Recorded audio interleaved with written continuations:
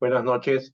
Vamos a conversar un poco respecto a la función de los litigantes y al sistema de recursos, tanto a los recursos de apelación como a los recursos de casación, ¿no? O sea, cuál es el rol que tiene que tener aquel abogado, el fiscal o aquel abogado que participa en esta clase de casos, ¿no? Es importante entonces conocer esto porque se supone que es posible que alguna resolución le sea desfavorable, ¿no? Puede ser, se puede tratar de un auto, se puede tratar de una sentencia y entonces hay que saber exactamente qué es lo que se puede hacer en esa clase de casos, ¿no? Entonces, en primer lugar, lo que tenemos que saber es cuáles son los motivos por los cuales se puede plantear un recurso, ¿no? ¿Cuáles son los motivos por los cuales se puede plantear un recurso? Entonces, hay que tener en cuenta que, en primer lugar, hay que ver que dentro de las resoluciones judiciales lo que puede ocurrir son vicios o errores improcedendo, ¿no? Que son consecuencia de una aplicación indebida, interpretación errónea o inaplicación de normas de carácter procesal que traen como consecuencia irregularidades en la estructura de la decisión judicial o en el procedimiento seguido para su emisión. Los vicios pueden ser por defecto de trámite o inobservancia de la norma, pueden ser también por defecto de la estructura de la resolución, que se traduce en defectos de motivación o vulneración al principio de congruencia. O también pueden ser por errores injudicando, ¿no? Que son consecuencias de una inaplicación, aplicación indebida o interpretación errónea de una norma de derecho material, ¿no? Puede ser, de hecho, cuando la resolución aparece fundada en un supuesto fáctico falso o incorrectamente interpretado, o puede ser también de derecho, cuando a causa de no haberse comprendido adecuadamente el sentido jurídico del caso sometido a decisión, se aplica a este una norma distinta a la que debió en realidad aplicarse o se asigna a la norma aplicable un alcance equivocado, ¿no? Entonces, hay que tener en cuenta que estos son los motivos por los cuales se puede plantear un recurso, ¿no? También hay que considerar que para interponer un recurso, como fiscal o como defensor, obviamente hay que tener en cuenta y exigir en su caso, cuando se vaya a resolver, que se cumplan los principios y los recursos, ¿no? Entre ellos, legalidad, trascendencia, dispositivo, formalidad. ¿Por qué legalidad? Nosotros en el Código Procesal Penal, que ya tiene 17 años y 2 meses de vigencia, en el artículo 401 tenemos que señala, el Tribunal Constitucional también se ha pronunciado en muchos habeas corpus, entre otros, principio de legalidad estamos hablando, que corresponde al legislador crear, ¿no?, los recursos. O sea, si no, el derecho al recurso es un derecho de configuración legal. Si no hay norma expresa que autorice el recurso, no hay recurso. Entonces, depende de que haya una ley y además tiene que prefigurar el procedimiento que se deba seguir, ¿no? También hay un principio de trascendencia, ¿no? Obviamente, todo lo que yo hablo está previsto en el Código Procesal Penal, artículo 405, inciso 1, y solamente pueden ser interpuestos por los sujetos legitimados. O sea, cualquiera no puede plantear el recurso, solo aquellos que resulten agraviados por la resolución recurrida. El dispositivo, hay un principio dispositivo, ¿no? O sea, los poderes del órgano de segunda instancia están limitados a lo que es materia del recurso. Incluso hay un latinazgo que seguramente ustedes recuerdan, tanto apelatum cuanto devolutum, ¿no? Que quiere decir que el reexamen de una resolución judicial solo tendrá lugar cuando alguno de los sujetos legitimados haya interpuesto algún tipo de recurso, ¿no? ¿Y el límite cuál va a ser? El límite va a ser cuál es el agravio que es invocado y que es materia del recurso. O sea, los poderes de los órganos de segunda instancia están limitados a lo que es materia del recurso. Y también cuando se trata de un recurso de casación, ¿no? Ahora, también hay un principio que tiene que ver con la formalidad. O sea, cualquier cosa no es un recurso, sino deben ejercitarse de conformidad con el procedimiento prescrito por nuestro Código Procesal Penal, ¿no? No se puede utilizar por analogía ni tampoco aplicarlo en casos que no están previstos, ¿no? Entonces hay que tener en cuenta que eso es así, ¿no? Entonces tenemos requisitos de admisibilidad, ¿no? Que son requisitos subjetivos y requisitos objetivos, y también tenemos requisitos de fundabilidad. Recuerden que si un recurso está mal elaborado, sea un recurso de apelación o de casación, simplemente se declara inadmisible y si no, no se conoce el tema de fondo. Cuando hablamos de requisitos de admisibilidad, nos estamos refiriendo a los sujetos que intervienen en su interposición, cómo se sustancia la resolución y al objeto sobre el que versan y a la actividad que involucran. Se tiene que analizar en sus dimensiones de lugar, tiempo y forma, ¿no? Entonces, requisitos de admisibilidad, requisitos subjetivos, ¿quiénes están autorizados para recurrir? Si se trata de una reparación civil, ya hay un actor civil, el que tiene que plantear el recurso al respecto tiene que ser el actor civil. Si no se está de acuerdo con la sanción que se ha impuesto, el que tiene que plantear el recurso es el señor fiscal. Ahora también, si es para mejorar la situación jurídica, es la defensa del imputado. Requisitos subjetivos, existencia de interés, ¿no? Tiene que haber interés, ¿no? Obviamente el interés tiene que ver con que se identifica un agravio y se quiere que se corrija ese agravio. Cuando hablamos de requisitos objetivos, que sea idóneo el recurso y que jurídicamente sea posible, ¿no? Dentro de los requisitos subjetivos hablábamos de las personas facultadas para recurrir.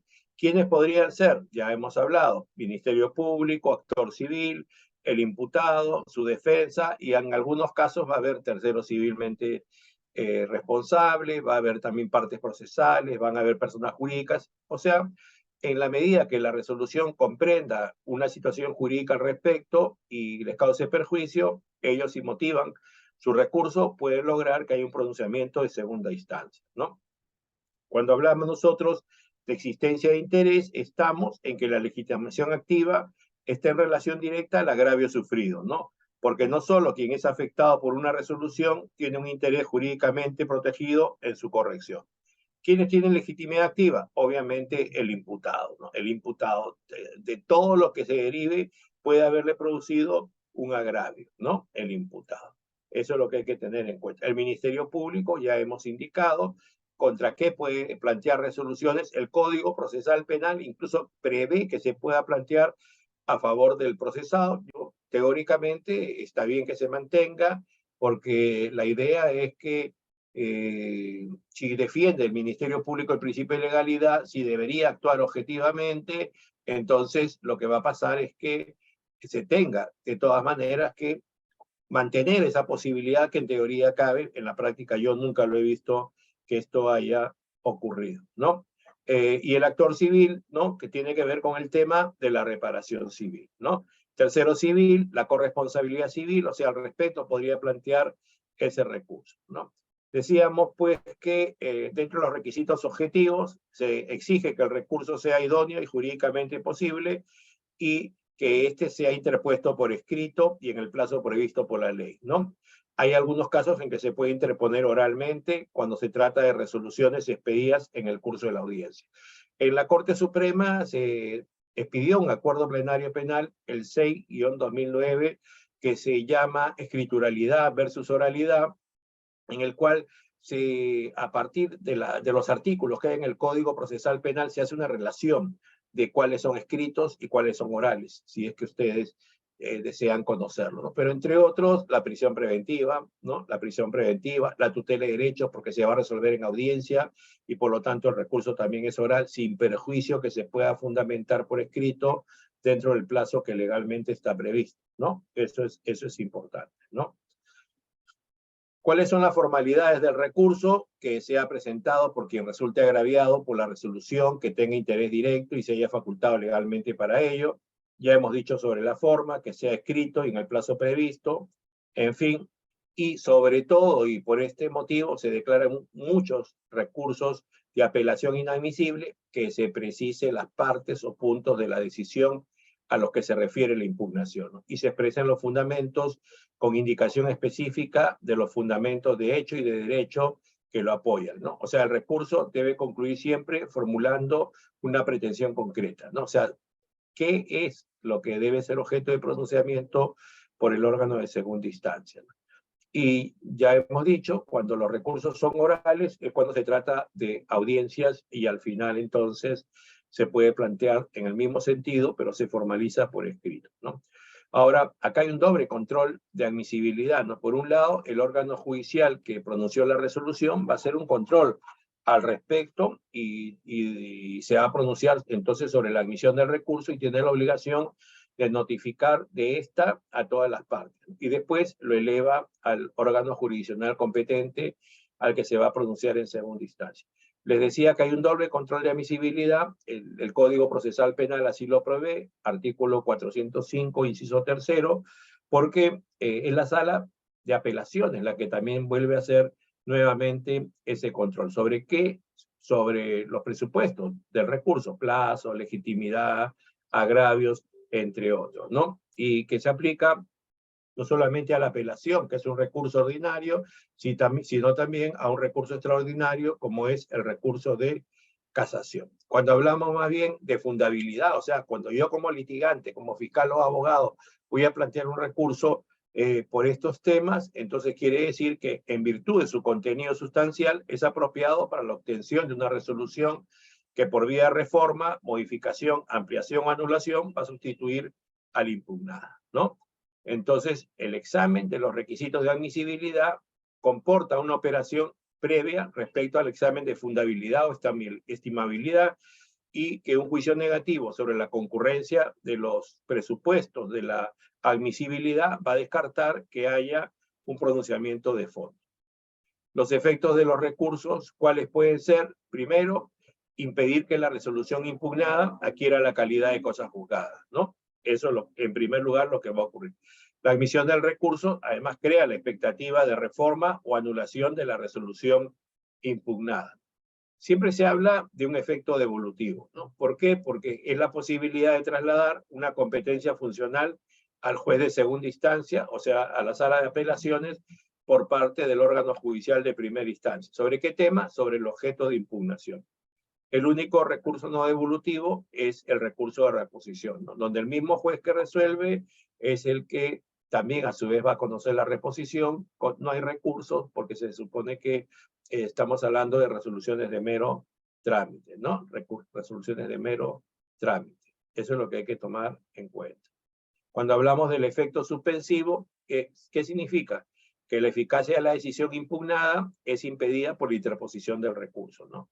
Tenemos, por ejemplo, que el artículo 402, ¿no? El artículo 402, el inciso segundo del Código Procesal Penal, que se refiere a las sentencias condenatorias, ¿no? A pena privativa de libertad. ¿Qué es lo que dice el artículo 402?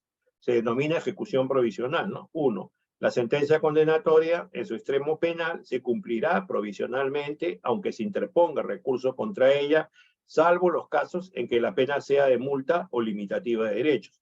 2. Si el condenado estuviera en libertad y se impone pena o medida de seguridad privativa de libertad de carácter efectivo, el juez penal, según su naturaleza o gravedad y el peligro de fuga, podrá optar por su inmediata ejecución o sea, la suspende, la ejecución, e imponer cualquiera de las restricciones previstas en el artículo 288 del Código Procesal Penal, ¿no? Comparecencia con restricciones, recordarán ustedes seguramente, no cambiar de la localidad donde reside, no asistir a determinados lugares, podría ser incluso que se pueda pagar una caución, entre otras restricciones que está en el artículo 288 del Código Procesal Penal, ¿no? También tenemos que el artículo 412 del Código Procesal Penal se refiere a la ejecución provisional, ¿no? La ejecución provisional de las resoluciones, ¿no? Salvo disposición contraria a la ley, la resolución impugnada mediante recursos se ejecutará provisionalmente, dictando las disposiciones pertinentes si el caso lo requiere, ¿no? Las impugnaciones contra las sentencias y demás resoluciones que dispongan la libertad del imputado no podrán tener efectos suspensivos, ¿no? O sea, la regla general, ¿cuál es? Que la interposición de los recursos no suspende la ejecución de lo decidido, ¿no? Y solo por mandato expreso de la ley se aplicará el efecto suspensivo del recurso. O sea, eso no es libre albedrío de los órganos judiciales, ¿no? Entonces, eso es lo que hay que tomar en cuenta en estos casos, ¿no? Cuando se trata de una sentencia absolutoria, la interposición de un recurso de apelación en ningún modo va a impedir la excarcelación del absuelto. Si se trata de una resolución condenatoria, su ejecución se mantendrá en suspenso durante el plazo en que se puedan recurrir. Y en caso de serlo, hasta la decisión del recurso, ¿no?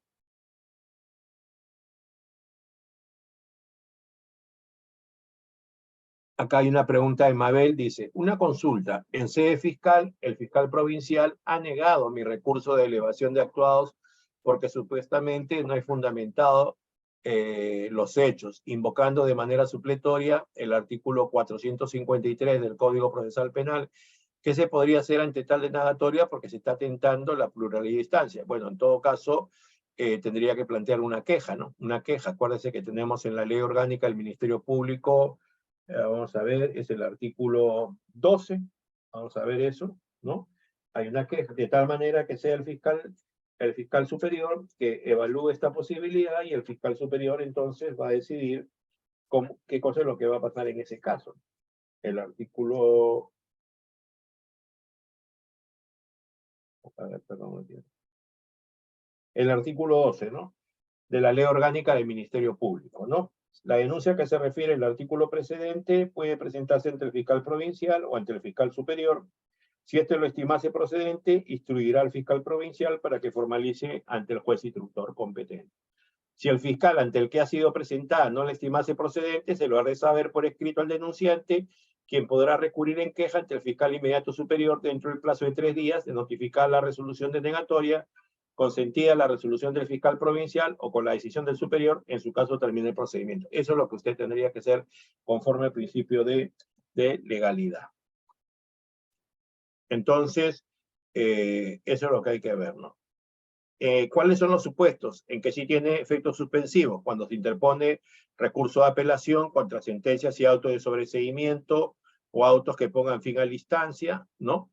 Eso está también, todo está regulado en el Código Procesal Penal, inciso 1 del artículo 418, salvo que se trate de una sentencia condenatoria a pena privativa de libertad. Ahí se va a ejecutar, salvo la excepción que les dije yo a ustedes del 402, inciso 2, ¿no? Que haya concurrido a todo el juicio oral, que no sea un delito grave, que no haya peligro procesal, y podría ser que se suspenda la ejecución de la pena, ¿no? Artículo 402, inciso 2, ¿no? Entonces, eso es importante, ¿no? También recuerden ustedes que en el tema de los recursos existe un efecto extensivo, ¿no? O sea, por un lado hablamos del principio dispositivo, o sea, que para que el órgano de apelación o la sala de apelaciones pueda resolver o pronunciarse sobre un tema, no hay recurso de oficio, no lo puede hacer por iniciativa propia. Se exige que la parte que se estima agraviada plantee el recurso de apelación. Y ahí aprovecho para decirles que se va a basar la sala de apelaciones solamente en los agravios que invoque ahí. Cuando ya está en segunda instancia, no se puede invocar un nuevo agravio. Lo máximo que se puede hacer son ampliar los fundamentos de los agravios, ¿no? Ampliar los fundamentos de los agravios que ya fueron admitidos por el órgano de primera instancia y nuevamente por la sala de apelación, ¿no? Entonces, ¿qué pasa con el efecto extensivo? Que lo que va a pasar es que basta que alguien plantee un recurso y si hay 2 o más personas que son objeto de pronunciamiento en la resolución judicial, aunque el segundo no haya planteado el recurso, si la resolución es en sentido favorable al primero, entonces va a haber un efecto extensivo, ¿no? Tanto en la apelación, tanto en la casación y también en la acción de revisión, aunque no es propiamente un recurso, la acción de revisión, porque la revisión se puede plantear una vez que la resolución sea cosa juzgada, cuando se pueda demostrar que ha habido un grave error judicial, generalmente con prueba nueva, ¿no? Entonces, hay muchos casos en los cuales se han declarado fundadas acciones de revisión por delitos de omisión de asistencia familiar, por ejemplo. Se ha condenado a alguien primera, segunda instancia en lo penal y después resulta que la persona condenada va al juzgado de paz letrado y con el nuevo abogado advierte que en realidad no debía ningún devengado, solicita que haya una nueva liquidación de devengados y resulta que estaba al día en las pensiones. Entonces, esa es la nueva prueba que se va a presentar a la Suprema y la Suprema entonces tramita la acción de revisión en la pertinente con las reglas del juicio oral, va a citar al fiscal, se va a evaluar esto y seguramente, y hay casos, muchos casos, que uno googlea y encuentra que se han declarado fundadas acciones de revisión y por lo tanto nula la sentencia de vista y la de primera instancia y ha terminado absuelto, ¿no? Entonces, eso es lo que hay que tener en cuenta, ¿ya? Eso es muy importante, entonces, en esta clase de temas. Entonces, estamos hablando nosotros de qué tienen que hacer los litigantes. Obviamente tienen que conocer sea fiscal, sea abogado, ley, doctrina, jurisprudencia, y si estamos hablando del recurso de apelación, hay que conocer las instituciones procesales para poder controlar la calidad de las resoluciones de los jueces e incluso la de inadmisibilidad, como ahora se preguntaba, o también cuando ya se tenga que resolver el tema de fondo, en qué sentido tendrían que resolver. También hay un efecto diferido en los recursos, ¿no? ¿Por qué? Porque va a haber algunos casos, por ejemplo, donde haya pluralidad de imputados o de delitos, o también hay lo que se llama acusaciones mixtas, ¿no? Por un lado, hay una acusación, se controla la acusación formal, sustancial, se cumple con los elementos de la teoría del delito, hay indicios suficientes y por lo tanto seguramente se va a expedir un auto de enjuiciamiento. Pero otro extremo era, a pesar de que era un requerimiento de acusación, no supera lo que estamos indicando y por lo tanto se dicta un auto de sobreseimiento. O también podría ser que el propio fiscal, por un lado, acuse, por otro lado, requiere el sobreseimiento y el órgano judicial esté de acuerdo con el sobreseimiento. Entonces, primero debe hacerse el juicio oral, debe terminar el juicio oral y si se planteó un recurso de apelación contra el extremo del sobreseimiento, estaríamos hablando del actor civil, entonces se reserva la concesión del recurso a que termine el juicio oral, a que se pronuncie la sentencia, y aunque la sentencia no sea objeto de recurso de apelación, subiría el extremo del auto que concierne a sobreseimiento para que sea revisado en la sala de apelación.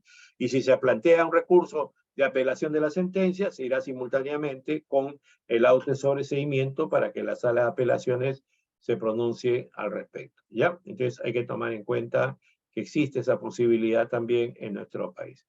Como ustedes sabrán, tenemos 17 años y 2 meses de reforma en perjuicio del imputado y por lo tanto, por ejemplo, acabo de revisar una casación de la Corte Suprema en la cual se pedía la nulidad de un auto, de comparecencia restringida y sin embargo se apela de eso porque se sostiene que es nulo, que se ha incurrido en una causal de nulidad absoluta, falta de motivación, etc., etc., pero va a la sala de apelaciones y la sala de apelaciones, en vez de pronunciarse lo que es materia del grado, o sea, lo que ha sido objeto del recurso, lo que hace es entrar al tema de fondo y revocar la comparecencia con restricciones e imponer una prisión preventiva. Eso va en casación a la Corte Suprema y obviamente la Corte Suprema lo ha declarado fundado. Yo he hecho un acopio de varias casaciones que tienen que ver con estos temas de problemas en recursos de apelación, propias casaciones, nulidades absolutas, que se lo voy a hacer llegar al organizador para que a su vez se lo ponga a disposición de ustedes, ¿ya? Entonces hay que tener en cuenta eso también, ¿ya? Hay que tener en cuenta eso. Entonces ya es importante que se tenga en consideración lo que estamos hablando, ¿no? Entonces nunca puede haber en segunda instancia una resolución que perjudique a la persona que ha planteado el recurso. No estamos hablando nosotros del imputado, no puede haber una resolución que lo perjudique, ¿ya? Eso es importante, eso es importante. También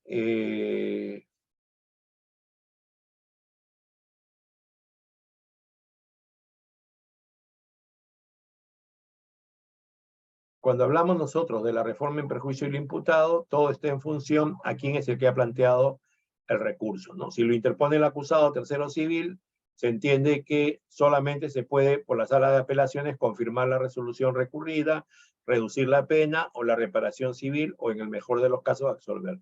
Si se interpone el recurso por el Ministerio Público o actor civil, lo máximo que se puede lograr es un aumento en la pena o en la reparación civil respectivamente. Y con respecto a los demás sujetos no recurrentes, solo si se trata de una decisión favorable, el resultado se extiende, ¿ya? Entonces hay que tomar en cuenta entonces esta situación que es muy importante para que esto sea así.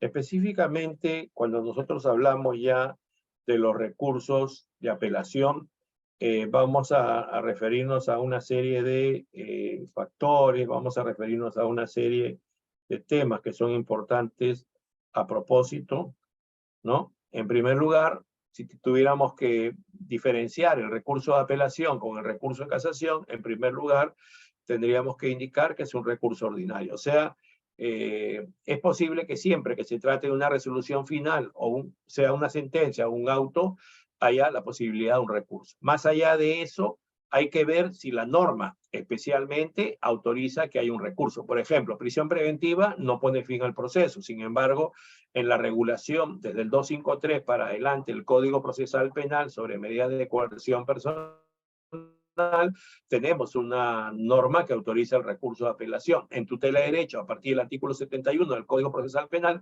tutela de derecho tampoco pone fin al proceso, también tenemos una autorización para que eso sea así.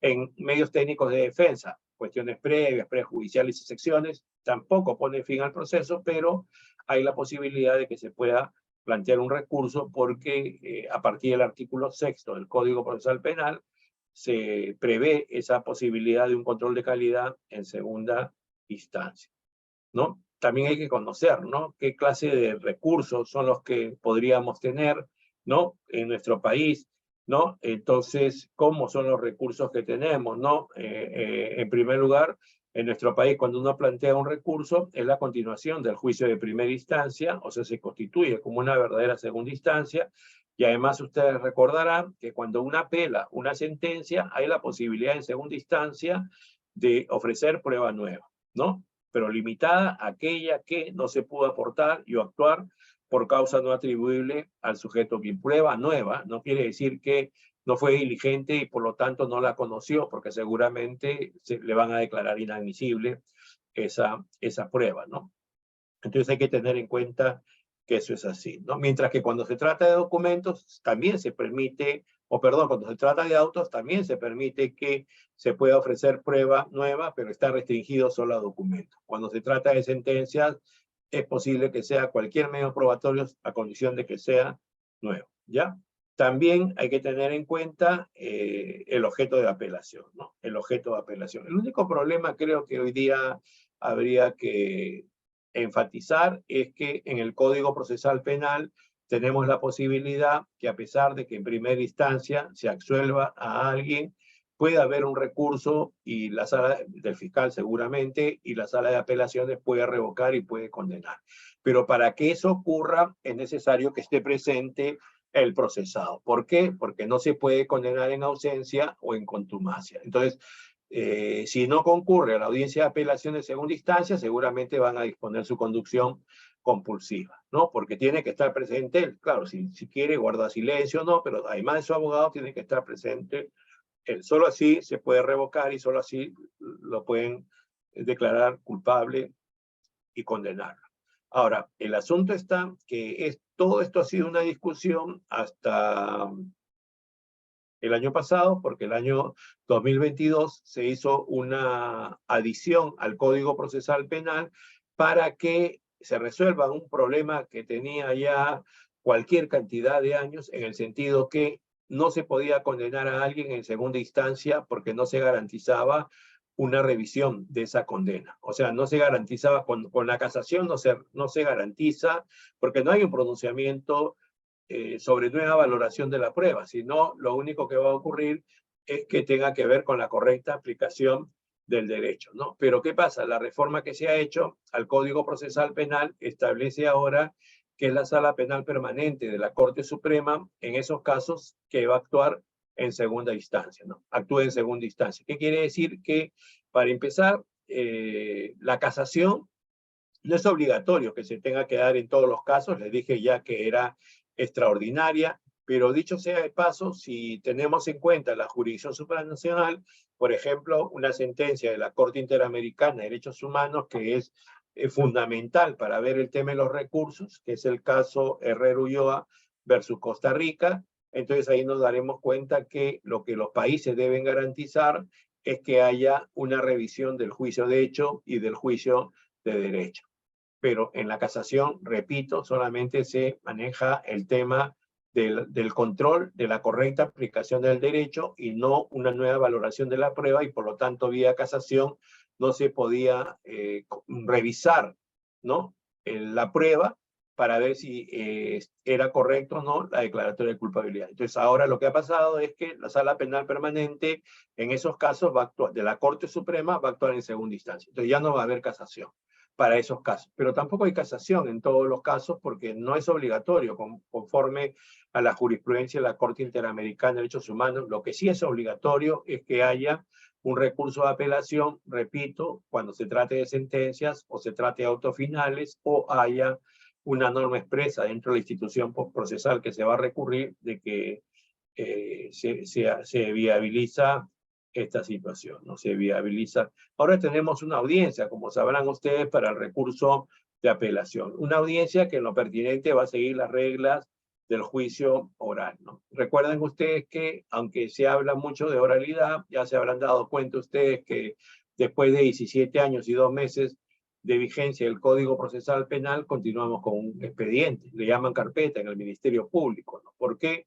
Porque el Código Procesal Penal, por razones de seguridad, obliga a que las diligencias preliminares y los actos de investigación estén en actas, ¿no? Actas escritas, actas que van a ser suscritas por las partes, ¿no? Entonces, ¿qué va a pasar?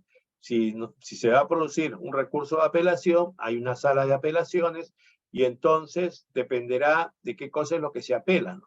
Porque si se apela una sentencia, lo que va a ocurrir es que basta que vaya el abogado del apelante para que se pueda realizar la audiencia de apelación. O sea, ha habido una reforma por jurisprudencia del Tribunal Constitucional y de la Corte Suprema al artículo original del Código Procesal Penal que obligaba que vaya el abogado y que también vaya el apelante, que podría ser una persona que estuvo yendo a juicio oral con comparecencia con restricciones, llegó el día de la sentencia, sospechó que iban a condenar y que la pena iba a ser efectiva, no fue. ¿Por qué? Porque tenía temor, obviamente, como cualquiera, de ingresar a un establecimiento penitenciario.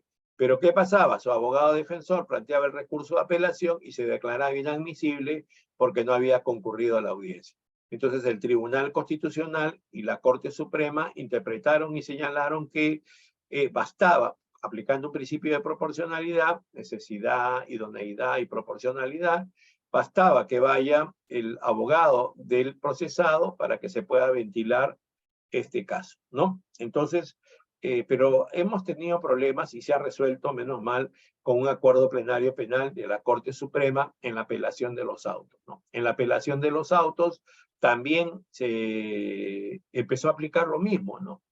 Cuando no se puede aplicar sanción procesal que no esté prevista expresamente en la norma, ¿no? En los artículos el artículo séptimo, el título preliminar del Código Procesal Penal, que tiene que ver con la aplicación de la ley procesal, establece pues que no se puede limitar derechos, ¿no? Que se requiere norma expresa, que eso sea así, y bueno, cuando se apelaba de autos, no se ha indicado en ninguna disposición que sea necesario que vaya el abogado que apeló o que vaya la persona que impugnó. Y entonces muchos se preguntaban, ¿y cómo se va a realizar la audiencia? Bueno, se realizará la audiencia en toda sala de apelaciones. Hay un director de debates, uno de los jueces de la sala de apelaciones, hay un asistente de audiencia que tendrá que dar cuenta oralmente, ha revisado previamente el recurso, tendrá que dar cuenta de quién ha planteado el recurso, de los fundamentos del recurso, contra qué se recurre, cuál es la pretensión, y la contraparte seguramente estará presente, que será el Ministerio Público. Se le preguntará al Ministerio Público qué parecer tiene, y el órgano judicial, si está en condiciones en ese momento, oralmente podrá resolver, o si no, dentro del plazo que corresponde, ¿no? ¿Por qué eso? Porque se entiende que no hay una sanción procesal de inadmisibilidad si no va ninguno de los dos, y hay un acuerdo plenario penal 5-2012 que se pronunció al respecto, ¿ya? Entonces, si ya se plantea un recurso de apelación, te admiten la apelación, ¿cuál es el orden de los alegatos? En primer lugar, va a tener que hacer el alegato el que ha planteado el recurso, después los abogados y los otros sujetos procesales, y si va el procesado, va el imputado, tiene derecho a la última palabra, como siempre, ¿no? También hay un procedimiento, ¿se entiende? Cuando uno plantea un recurso de apelación y llega a la sala penal de apelaciones, Entonces lo que va a ocurrir es que tenga la obligación de correr traslado a los demás sujetos procesales por el término de 5 días. Esto es importante para un litigante. ¿Por qué? Porque imagínense que te recortan el derecho, no te ponen en conocimiento a ti, se resuelve o te dan menos tiempo del que la ley prevé, y obviamente eso no puede ocurrir. No puede ocurrir, ¿ok? Entonces ya vemos cómo es el tema. Cuando se quiere plantear un recurso de apelación contra auto, ¿cuál es el plazo? 3 días, ¿no? Cuando se quiere plantear un recurso de apelación contra sentencia, 5 días. Aunque parecería que esto es muy elemental, muy básico, cualquier cantidad de recursos han sido declarados inadmisibles por extemporáneo, ¿no?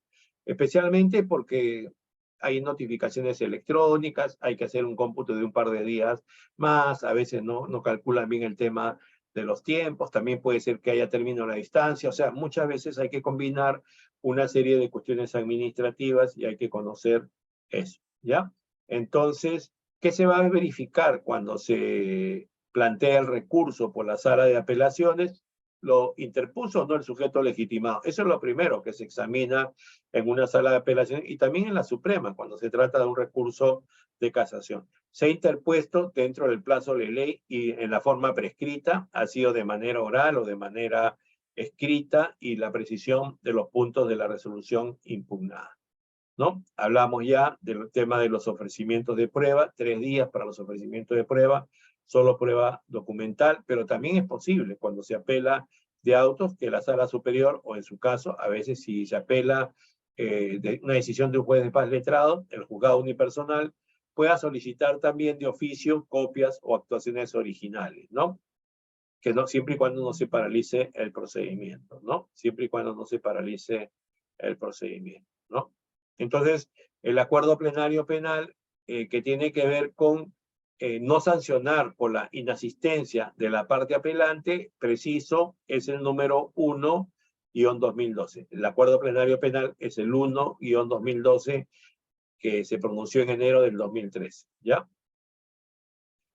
Cuando se trata de apelación de sentencias, decíamos que el plazo es de 5 días, y al igual que cuando se trata de autos, mismo procedimiento, ¿no? O sea, tiene que correr traslado, obviamente, de ese recurso de apelación por 5 días a las partes, se vence el plazo y se tiene que evaluar si quien planteó el recurso estaba legitimado, si planteó el recurso dentro del plazo, si fue por escrito y cuáles son los puntos que está interponiendo dentro de su recurso. ¿Cuál es la precisión de estos en la resolución impugnada?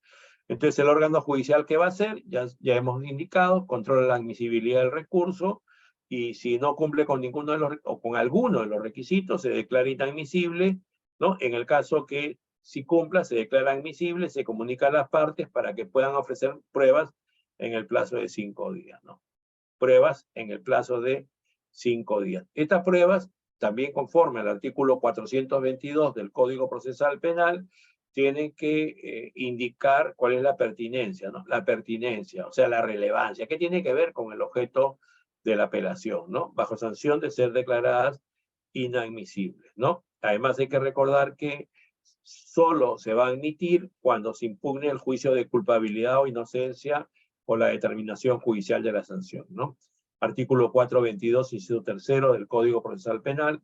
También cuando se apela de sentencias de oficio, la sala puede citar a testigos siempre que algún sujeto procesal insiste en su presencia por exigencia de inmediación y contradicción, ¿no? Artículo 422.5 del Código Procesal Penal, ¿no? O sea, primero la sala tiene que esperar que la parte sea la que le solicite, ¿no? Si el órgano judicial de apelación emite medios de prueba, esa resolución es inimpugnable, ¿no? Se convoca a la audiencia de apelación, ¿no? Incluso a los no recurrentes, a todos se notifica, y en la audiencia de apelación, conforme al artículo 423 del Código Procesal Penal, tiene que estar presente el Ministerio Público. Es obligatorio que esté presente, ¿no? Ya sabemos si se trata de una audiencia en la cual podría haber una revocatoria y podría condenarse al procesado, se exige entonces la presencia de este o se dispone su conducción compulsiva, ¿no? Eso es importante. También en el tema de las apelaciones se va a instalar la audiencia, o sea, se siguen lo pertinente los pasos del juicio oral. Se da cuenta de la resolución recurrida y las impugnaciones correspondientes. Quien lo va a hacer el especialista de audiencia, se corre traslado a los sujetos recurrentes para que se desistan total o parcialmente de la apelación o ratifiquen sus motivos, y después, si es que hay pruebas, se produce la etapa probatoria, los alegatos, arranca siempre el que ha planteado el recurso, si son varios, se sigue el orden establecido en el juicio oral para esto, ¿no? Y el imputado, como siempre, tiene derecho a la última palabra, ¿no? Entonces se resuelve en 10 días. La sala de apelaciones tiene 10 días para poder emitir su pronunciamiento, ¿no? ¿En qué sentido puede ser? Nulidad total o parcial de la sentencia, apelada con reenvío al juez que corresponda. También, dentro de los límites del recurso, confirmar o revocar la sentencia sin reenvío, o sea, directamente dar la solución al caso. Inclusive, ya dije, puede condenarla a absuelto, y esta debe leerse en audiencia pública, ¿no? Debe leerse en audiencia pública, ¿no? También, respecto al tema de la valoración de la prueba en segunda instancia, la sala de apelación no podrá asignar un valor probatorio diferente a la prueba personal que fue objeto de inmediación por parte del juez o colegiado de primera instancia, salvo que su valor probatorio sea cuestionado por una prueba actuada en segunda instancia. Si no, se mantienen los hechos. Recuerden ustedes siempre esto.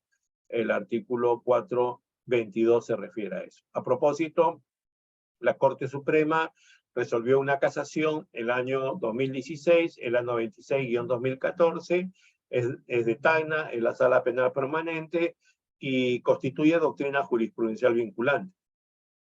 Y señala lo siguiente: es posible realizar un control, mas no una revaloración de la prueba personal actuada en primera instancia. Recuerden siempre, un control, más no una revaloración de la prueba personal actuada en primera instancia. ¿Por qué?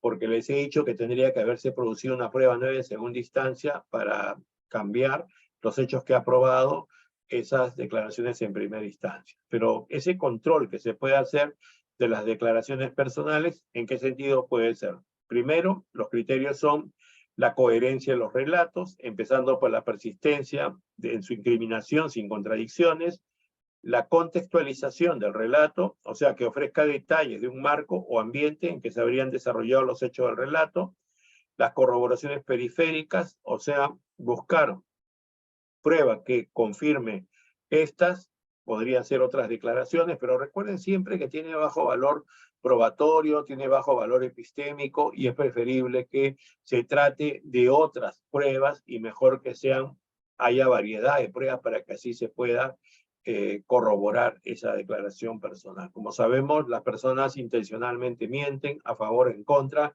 pero también, por otro lado, las personas pueden dar una respuesta que sea honesta, pero que no tenga nada que ver con cómo ocurrieron los hechos. ¿Por qué?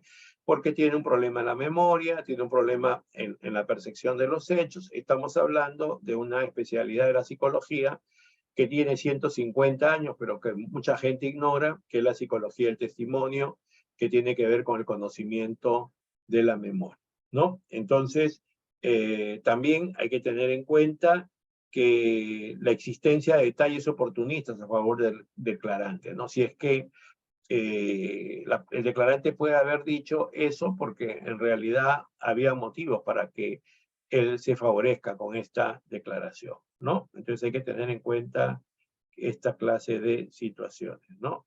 Ahora, ¿qué pasa? Una vez que resuelve la sala de apelaciones, como litigante, usted es fiscal, usted es abogado defensor, lo máximo que puede hacer contra la sentencia inmediatamente es pedir una aclaración o corrección, o en su defecto, ver la posibilidad de que se plantee un recurso de casación.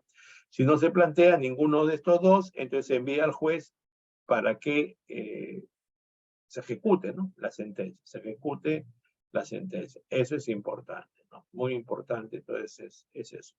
Vamos a hablar un poco ahora sobre el recurso de casación. Ya, vamos a hablar un poco sobre el recurso de casación, ¿no? Decíamos que el recurso de apelación se garantiza, ¿no? Se garantiza siempre que se trate de una sentencia o un auto final, y en los demás casos, entonces hay que tener en cuenta si hay una norma expresa que lo autorice, ¿no? ¿Cuál es la finalidad del recurso de casación? El control de la correcta interpretación y la aplicación del derecho positivo, tanto sustantivo como procesal, unificación de la jurisprudencia nacional en asuntos penales, control de la logicidad en la motivación de las resoluciones judiciales y la preeminencia de la doctrina jurisprudencial, especialmente las que contiene precedentes vinculantes, la función pedagógica. O sea, recuerden ustedes que en el área penal, desde el año 2004 a la fecha, debemos tener 200 jurisprudencias vinculatorias. Donde más se ha producido estas es en acuerdos plenarios de las salas penales de la Corte Suprema, también en casaciones que se han declarado fundadas y que conforme al artículo 433, inciso tercero del Código Procesal Penal, se puede establecer doctrina jurisprudencial, y también hay algunas sentencias plenarias casatorias, como la 1-2017, que tiene que ver con el tema de los estándares de prueba. Este recurso de casación que ustedes podrían plantear, lo pueden hacer porque tiene una función nomofiláctica, uniformizadora, lógica, ¿no? Por eso. En el ordenamiento procesal penal peruano, deberemos tener en cuenta entonces ciertas características del recurso de casación, ¿no? En primer lugar, del 100% de recursos de casación que se plantean, el 90% se declaran inadmisibles. ¿Por qué? Porque se considera que es como una tercera instancia, como si nuevamente se va a volver a valorar la prueba, y les repito que no, porque es un recurso extraordinario que solamente tiene que ver con el control de la aplicación de los derechos, y en el tema de la prueba tiene que ver con que si se cumplió con la prueba suficiente para que haya presunción de inocencia, si se motivó respecto al tema de la prueba, si se cumplió con los componentes de la sana crítica racional, o sea, con hacer la apreciación que corresponde a los conocimientos científicos o técnicos, pericia, reglas de la experiencia o reglas de la lógica, ¿no? También notas esenciales de la casación: efecto devolutivo, ¿por qué? Efecto no suspensivo, extensivo en lo favorable, ¿no? Es un recurso extraordinario, ¿por qué? Porque pocos casos nada más llegan a la Corte Suprema, ¿no? Los artículos 427 del Código Procesal Penal, concordante con el artículo 429 del Código Procesal Penal, que es el que prevé en qué casos son los que pueden llegar a la Corte Suprema, ¿no? ¿Qué casos son los que pueden llegar a la Corte Suprema, ¿no? Estamos hablando, en todo caso, de que el mínimo legal de la pena sea mayor a 6 años, ¿no? O en la acusación el mínimo legal de la pena sea mayor a 6 años, y sea una sentencia o sea un auto final, y bueno, se tenga que cumplir también con algunos de los motivos de casación que a continuación vamos a referir, ¿no? O sea, yo como litigante, fiscal o abogado defensor no voy a plantear un recurso de casación cuando el mínimo legal de la pena es inferior a 6 años. En todo caso, seguramente tendría que evaluar si hay la posibilidad de plantear una casación excepcional. La casación excepcional está en el artículo 427, en el inciso cuarto del Código Procesal Penal, y se tiene que cumplir determinados requisitos. Excepcional, ¿por qué? Porque ya le digo, no es sentencia, no es auto final, el mínimo legal de la pena no supera los 6 años, en fin. ¿Cuáles son las causales de interposición del recurso de casación? La casación constitucional, la casación procesal, la casación material, la casación por error en la logicidad y la casación jurisprudencial, ¿no? Hay que tener en cuenta que eso es así, ¿no? Ahora también es importante que se considere la posibilidad de que se tenga en cuenta las clases de casación. Y hemos hablado una casación ordinaria y una casación excepcional, ¿no? Casación ordinaria y casación excepcional, ¿no? Entonces, ¿contra qué clase de resoluciones? Sentencias definitivas, autos de sobreseimiento, autos que ponen fin al procedimiento, extingan la acción penal, conmutación, reserva, suspensión de la pena, y también cuando se refieren a la responsabilidad civil, pero supera una alta cantidad de remuneraciones mínimas mensuales, ¿no? Eso es importante, entonces, ¿no? Les decía que existe la casación excepcional, que está en el 427, inciso cuarto, pero para eso es importante cumplir con determinados requisitos, ¿no? Entonces, la Corte Suprema, en cualquier cantidad de casaciones ya reiteradas, ha establecido cuándo hay interés casacional para que la Corte Suprema, a pesar de que no se cumpla con los requisitos, puede admitir un recurso de casación. ¿Cuáles son esos criterios para determinar la existencia de interés casacional? Cuando es necesario unificar interpretaciones contradictorias.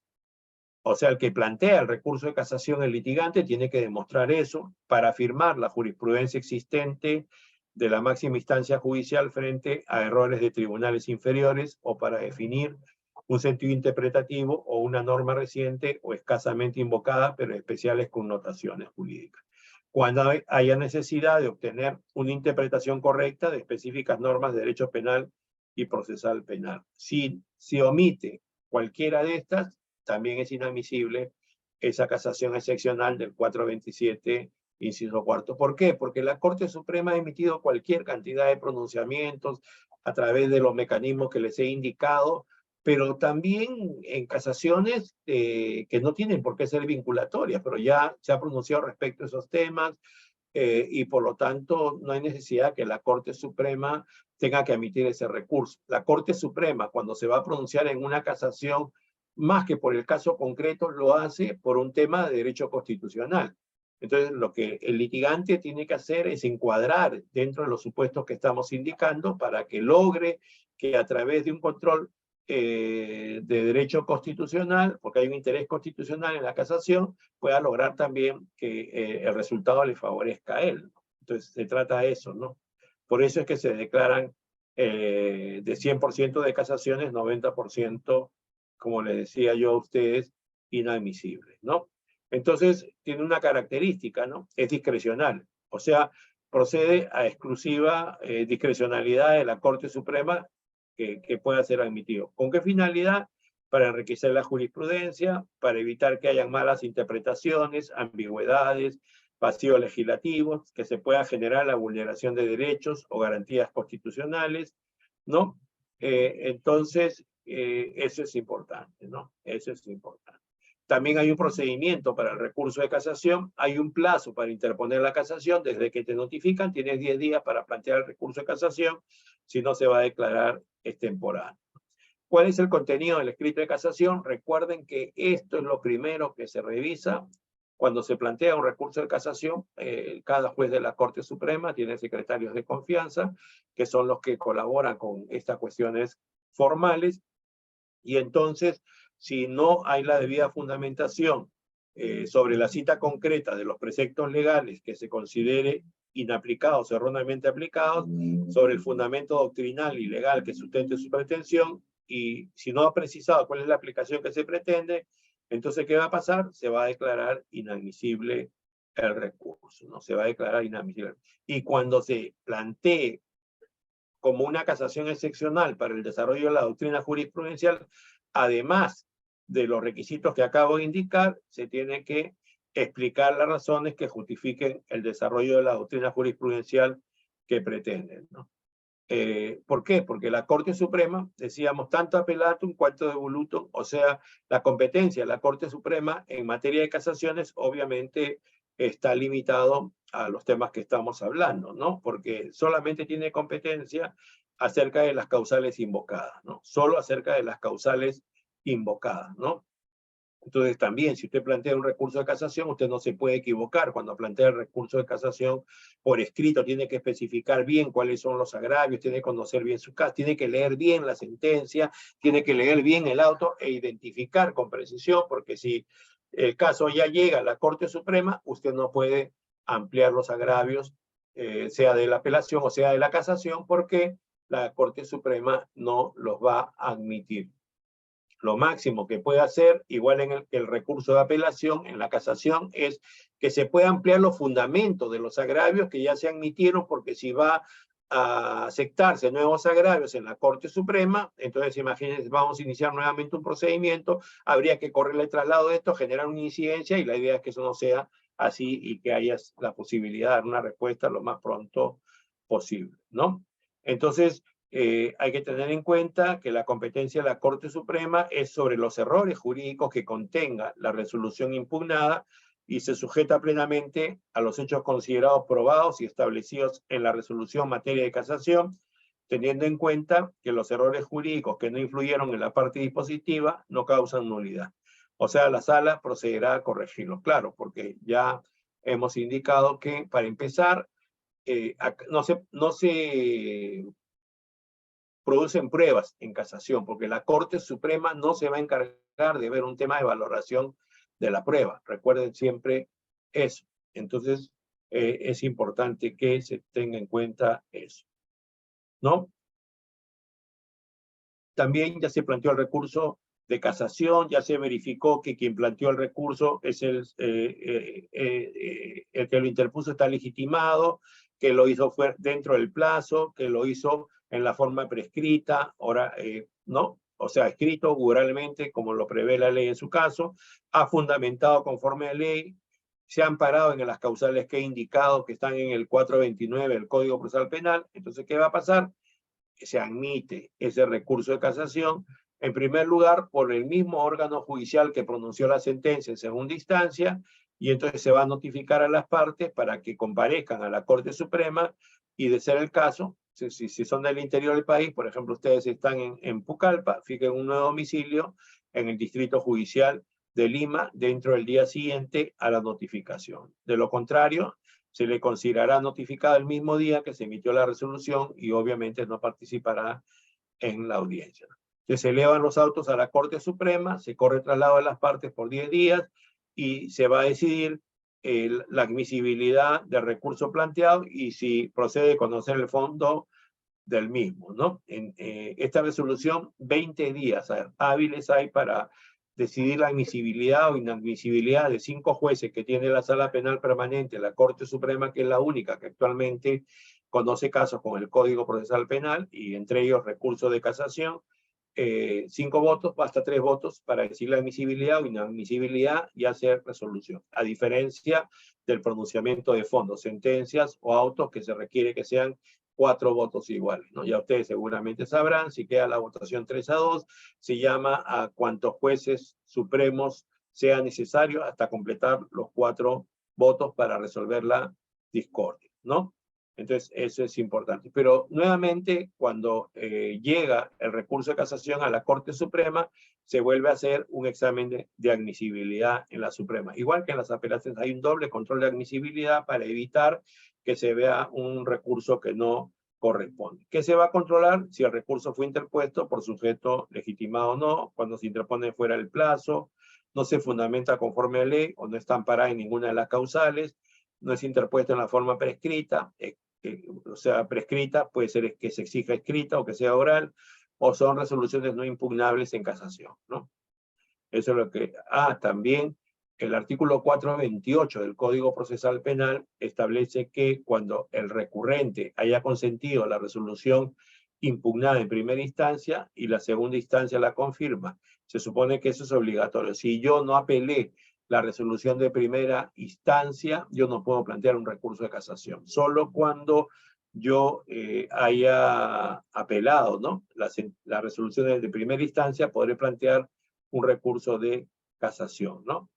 También hay que tener en cuenta cuando se invoquen las violaciones a la ley, ¿no? Que no hayan sido deducidas también en los fundamentos del recurso de apelación. Si yo planteé mi recurso de apelación y solamente lo hice por A, B, C y después en la recurso de casación quiero agregar D, E y F, no va a ser admitido ese recurso de casación. También, a pesar de que hago una fundamentación extensa, carece absolutamente de fundamento, o por otro lado, como les decía, ya se han desestimado en el fondo muchos recursos sustancialmente iguales y el argumento no es suficiente para modificar el criterio o doctrina jurisprudencial ya establecido. Así como los recursos de apelación, una vez que se admita, se califica la admisibilidad de la casación, todo es en reservado. La admisión de la calificación es sin audiencia. Si se declara admitido, ahí recién lo que va a pasar es que en primer lugar el expediente quede en secretaría a disposición de las partes por 10 días, porque podría ser, como les dije, que se presenten alegatos ampliatorios. Una vez que se vencen los 10 días, se fija fecha y hora para la audiencia de casación con citación de las partes apersonadas. Entonces, la audiencia de casación se realiza con la presencia de los que asisten, pero si no concurre injustificadamente la parte recurrente, se declara inadmisible. O sea, si no concurre el que planteó el recurso a favor de quien se le concedió el recurso, recuerden siempre que cuando se califica la admisibilidad en recurso de casación se dice exactamente cuáles son los motivos. 429.1, violación a norma constitucional; 2, norma procesal; 3, norma sustantiva; 4, ilogicidad de la motivación; falta de motivación o doctrina jurisprudencial, y el tema de fondo va a quedar restringido al punto por el cual se admitió el recurso de casación. Entonces ya hay una audiencia. Concurren las partes, se va a producir la audiencia. ¿Cómo es la audiencia? Se sigue lo pertinente también lo siguiente. Alegatos. ¿Quién arranca? El recurrente, o sea, el que planteó el recurso de casación. Si son varios, entonces el orden es el establecido para el juicio oral. Y si asiste, el procesado tiene el derecho a la última palabra, pero no sobre cuestiones jurídicas, sino sobre cuestiones que tengan que ver directamente con el caso, ¿no? Porque ya las cuestiones jurídicas ya la hizo conocer su abogado defensor. Y muy breve, porque ya les he dicho, la casación no tiene que ver con una nueva valoración de la prueba. La Corte Suprema, ¿cuánto tiempo tiene para resolver la casación? Tiene 20 días hábiles, y ya les dije que con 4 votos hay una resolución de la Corte Suprema. ¿Cómo puede resolver la Corte Suprema? Infundada o fundada la casación. También puede ser que si declara fundada, case sin reenvío la sentencia recurrida y la Suprema emite una nueva decisión, ¿no? Eso es lo que puede pasar. También puede casar es declarar nula, casar con reenvío, y entonces lo que va a pasar es que esa sentencia recurrida se va a derivar al órgano judicial anterior para que se emita nueva decisión, y si es necesario la realización de un nuevo juicio oral, ¿no? Indicando al juez o a la sala competente qué cosa es lo que tiene que hacer, qué se debe renovar, ¿no? Y también la Sala Penal Permanente de la Corte Suprema puede establecer doctrina jurisprudencial. ¿Los efectos cuáles son? Anulación total o parcial, y determinará qué parte de la sentencia impugnada adquieren ejecutoria. ¿Qué se puede hacer cuando ya la Corte Suprema se pronuncia a través de una sentencia de casación? Lo único que cabe es una acción de revisión, ¿no? Como ya les había dicho, normalmente por prueba nueva, ¿no? Entonces, eso es lo que hay que tener en cuenta en esta clase de casos. Bueno, nos queda algunos minutos, 9:23, de repente alguno de ustedes quiere hacer alguna pregunta, podemos hacer algún diálogo.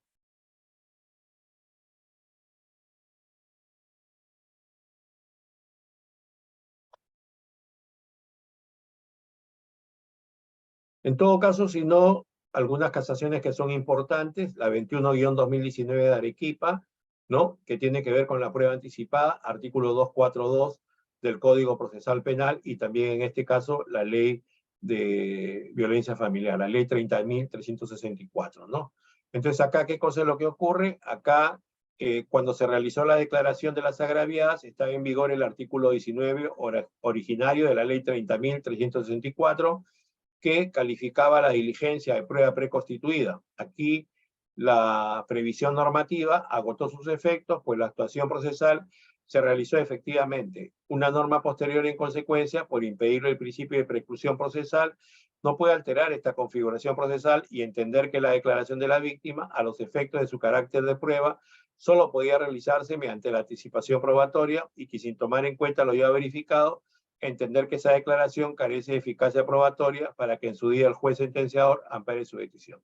Es verdad que la propia ley, al establecer inicialmente que la declaración de una niña mediante el sistema de entrevista única tiene el carácter de prueba preconstituida, yerra conceptualmente al denominarla como tal, desde que la preconstitución probatoria procesalmente se entiende referida a la prueba material y la documentada o documental público, actas de constatación, decomiso, incautación, hallazgo, pesaje, detención, intervención de allanamiento, de registro, de control de comunicaciones, etcétera, mientras que la anticipación probatoria comprende exclusivamente la prueba personal.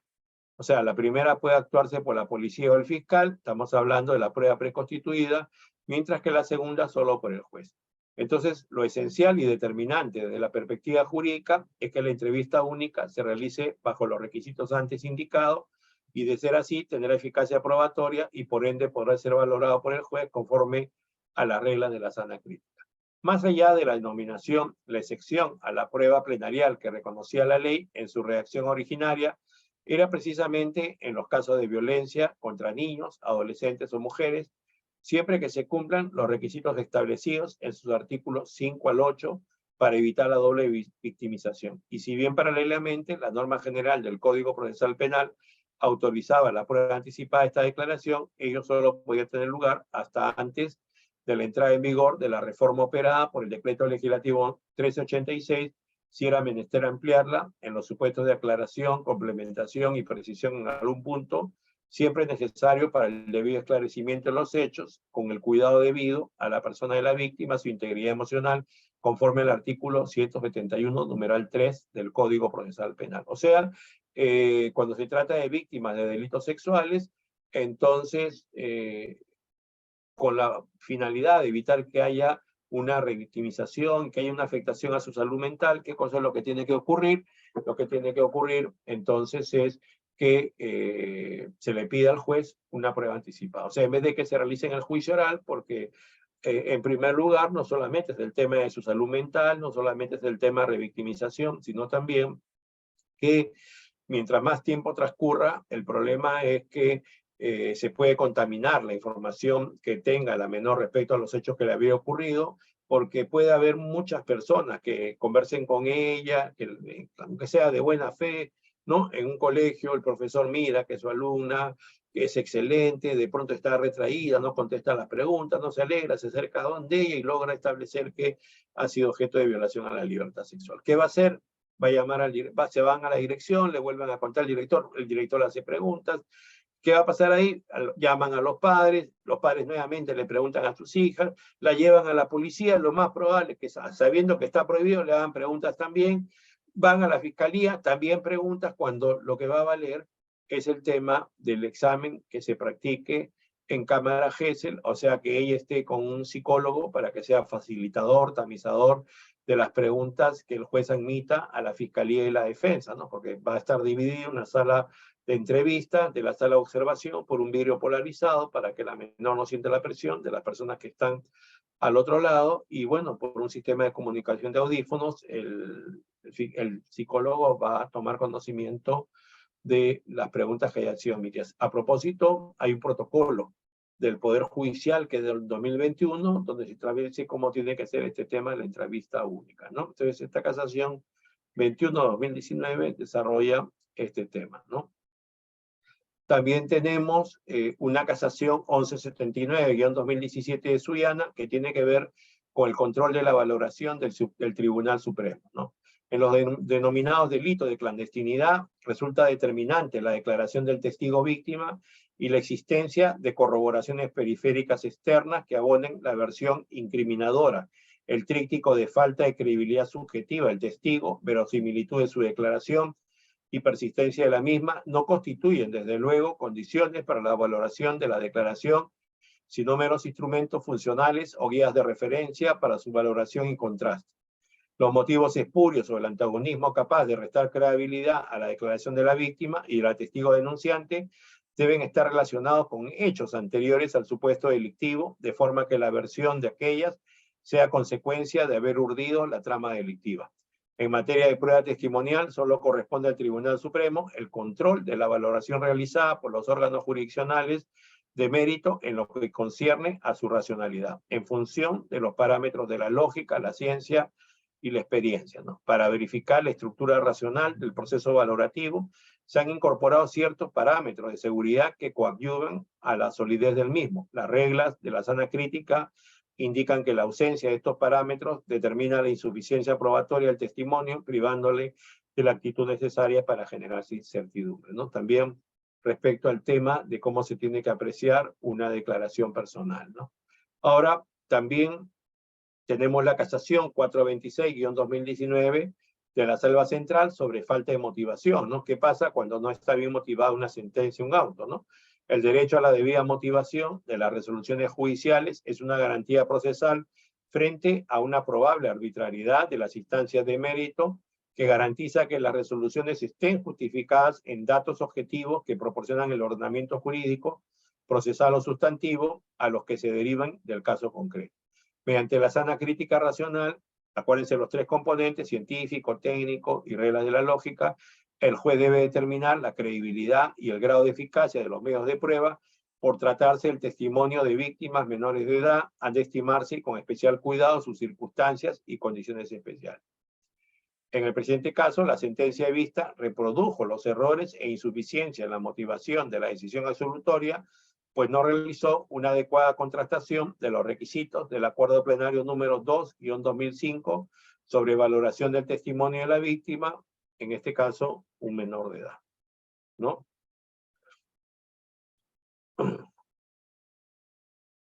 La casación 1967-2019 de Apurímac, que tiene que ver con el tema de los poderes del órgano de segunda instancia, o sea, el principio de limitación recursal. ¿Qué cosa es? Este precepto deriva del principio dispositivo referido a la demarcación del ámbito de la decisión que posee el tribunal revisor, pues solo le está permitido emitir pronunciamiento con relación a la resolución recurrida, a lo que ha sido objeto de cuestionamiento por quien recurre y a lo que se pretende. Esto es, la decisión del tribunal encuentra su límite en los agravios y pretensión postulados. En otras palabras, quien conoce la alzada no puede apartarse de los límites fijados por quien impugna una decisión judicial. Los artículos 409 y 419 del Código Procesal Penal, ambos en el numeral 1, prevén este principio exceptuado únicamente cuando se adviertan nulidades absolutas o sustanciales no invocadas por el impugnante. Artículo 150 del Código Procesal Penal, ahí tenemos previstas las 4 causales de nulidad absoluta, circunstancia en la cual el tribunal revisor tiene expedita la posibilidad de declarar nula la recurrida. La decisión adoptada por la Sala Superior vulnera el precepto de limitación recursal y mella en forma simultánea el derecho al debido proceso, pues el Ministerio Público sustentó y solicitó la nulidad de la resolución de primera instancia por defectos en la motivación, lo cual limitaba al colegiado de alzada en su pronunciamiento. No obstante, este ingresó a analizar los presupuestos materiales de la prisión preventiva, pasando a revocar el auto impugnado, esto es emitiendo una decisión extra petita.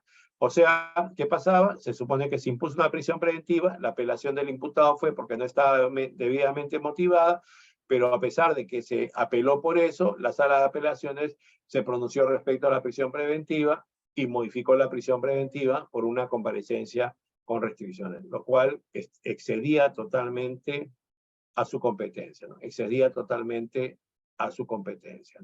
La casación 727-2019 de ICA sobre nulidad de sentencia, a propósito de causales de nulidad absoluta, actuación de nuevas pruebas, ¿no? Un elemento fundamental de toda sentencia es el derecho a obtener una resolución judicial congruente, que entre otros derechos integra la garantía de tutela jurisdiccional efectiva en orden al derecho a una sentencia de fondo fundada en derecho, que también exige una sentencia motivada.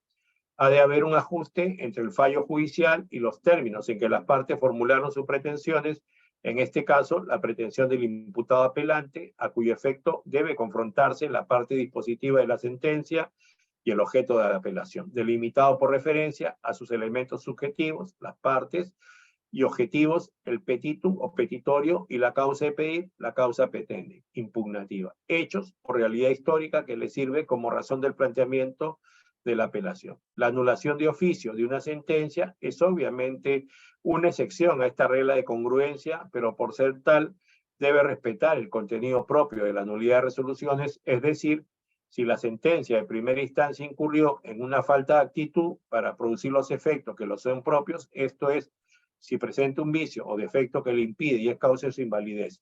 La norma procesal infringida debe ser de tipo invalidante, o sea, de una naturaleza tal que su infracción conlleve la nulidad. Cuando se trata de un defecto especialmente relevante o esencial, la nulidad será radical o absoluta, apreciable de oficio, ¿no? El acto procesal nulo nunca se produjo, tiene efecto hacia el pasado, debiendo cumplirse los principios de taxatividad, finalidad, trascendencia y de protección. Es de destacar en lo pertinente primero que el principio de finalidad exige que el acto procesal carece de los requisitos indispensables para la obtención de su finalidad, y segundo que el principio de trascendencia requiere que el defecto ha de haber ocasionado un concreto perjuicio de indefensión, afectado un interés tutelable, perjuicio concreto y evidenciado a las partes. Entonces, como se darán cuenta, los principios que hablábamos de los recursos se aplican efectivamente en las resoluciones judiciales de la Corte Suprema, ¿no? Y bien, entonces, no sé si por último, si alguien tuviera alguna pregunta, ya estamos fuera de tiempo, pero igual la contestaría, ¿no? Ya son las 9:35. ¿Alguien tiene alguna pregunta?